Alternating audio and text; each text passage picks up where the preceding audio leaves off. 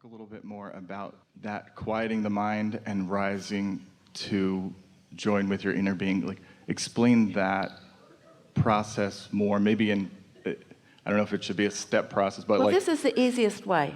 Take a cork and hold it under the water. You got a picture of that?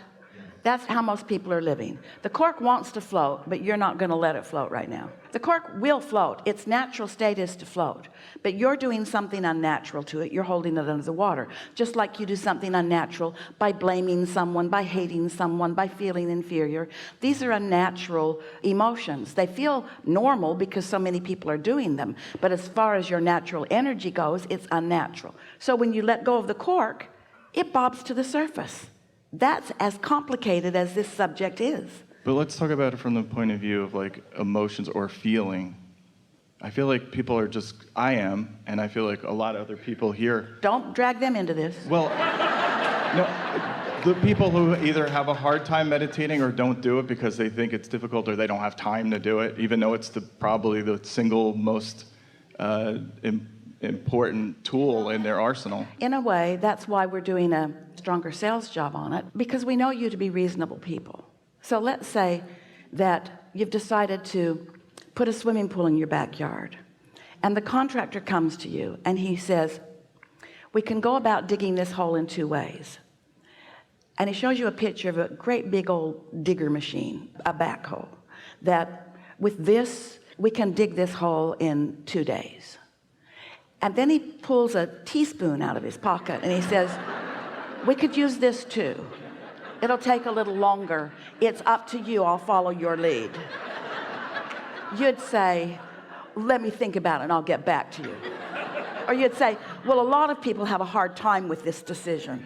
A lot of people, they'd rather go about it the impossible way rather than use the tool that will really get the job done. We are making fun of you. We are. We're making fun of the human resistance to tapping into your power. Now, why would someone resist tapping into their own power? Well, maybe you don't know your power's there. Maybe you don't know your inner being exists. Maybe you don't know about the energy that creates worlds. And since we do know all of these things, it seems incredulous to us that anybody would not want to tap into their own power. And somebody says, it's hard. And we say, you've got to be kidding. It's hard to focus. It's hard to listen to the sound. Hear it? Is that hard?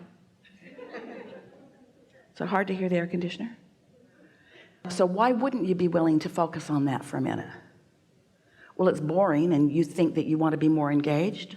Well, what if by quieting your mind and being less engaged, you could tap into the energy that creates worlds and tap into your true power? Don't you think you'd be willing to listen to that for a minute?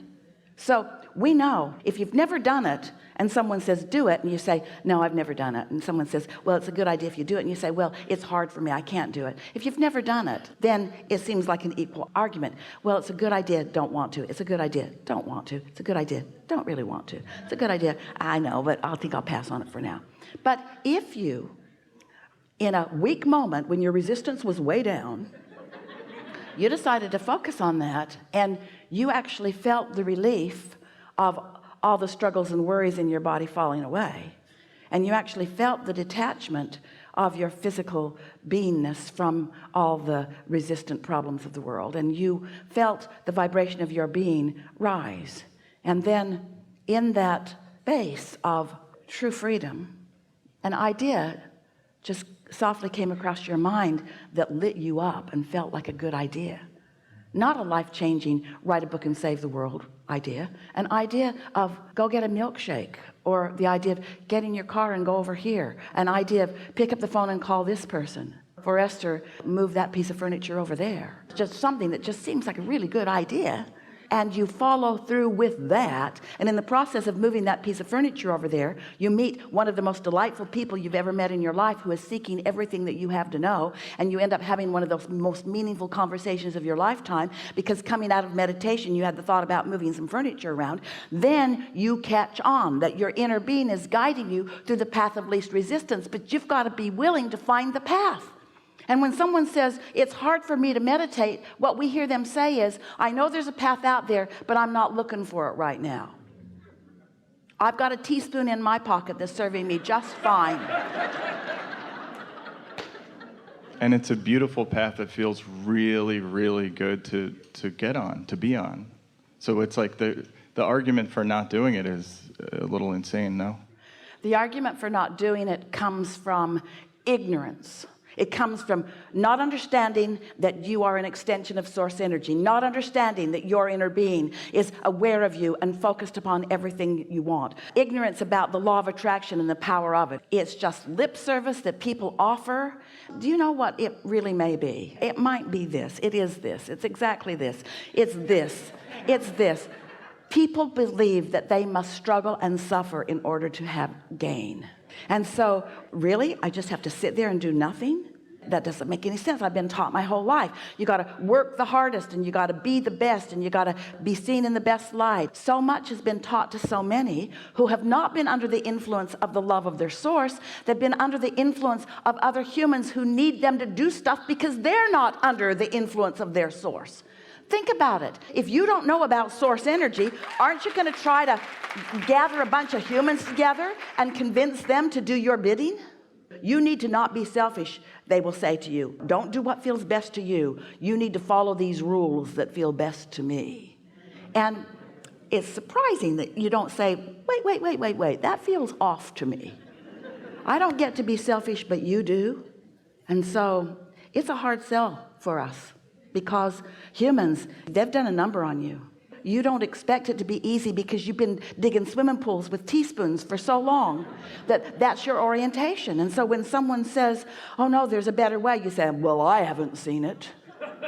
You'll have to show that to me before I believe that. Well, with swimming pools, you believe it because you've seen it. But that's not a good criteria. We want so much for you to not need to see something before you believe it. That's what's slowing you down. If you will believe it, then you will see it.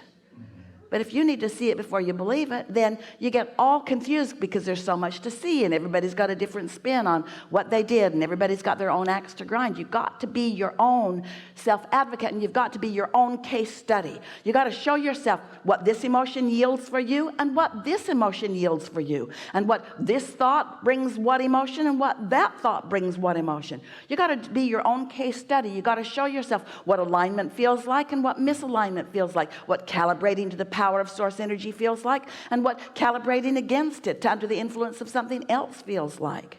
It sounds a little like dieting, you know. Like what? Like dieting. Like people, I don't know if this is a good one, but... It's not really. I mean, so as you eat what feels better for you, truly feels better, more nourishing, things you know are more nourishing for you, and you don't eat way too much, then you feel better and You've really got to get into alignment with who you are before you can begin to confront some of these larger conversations like dieting or like money or like God or like love. It's important that you calibrate yourself, but once you do, then everything becomes clearer and easier for you to see. You didn't come to struggle. You came to enjoy the attraction that your focus accomplishes. Enough? Yes, beautiful. Thank you so much. Very good conversation. Really good.